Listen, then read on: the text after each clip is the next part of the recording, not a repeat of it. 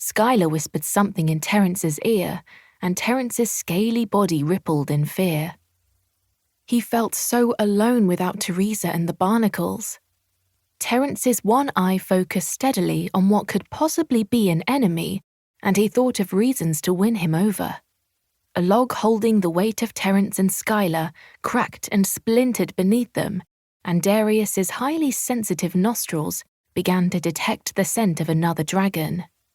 He could smell the waft of cheese, onion, and lardons repeating in his breath, and said under his breath in ancient dragon tongue, "Step one step closer to me, and you will be a memory."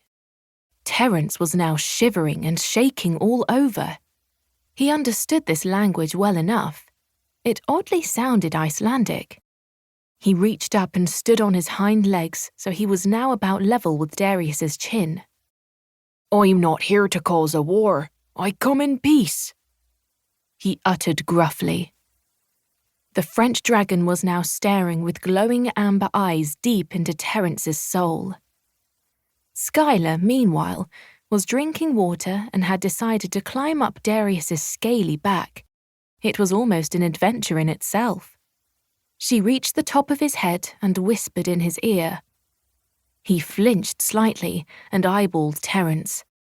Skylar's eyes were now facing Terence as well as Darius's. Darius smiled knowingly and walked slowly away from Skylar and Terence deeper into the forest. "Follow me," he growled, and his big frame swayed through the leaves. Skylar hopped onto Terence's shoulder, and they moved up the hill in the leaves.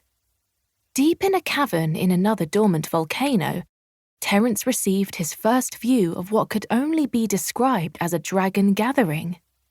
Skylar was in shock. She had never seen so many dragons together.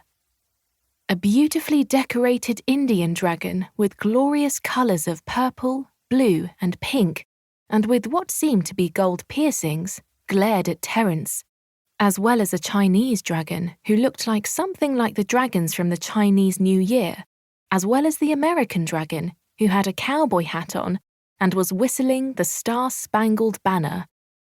The African dragon had tribal art all over him, and a Russian dragon was dressed for cold weather.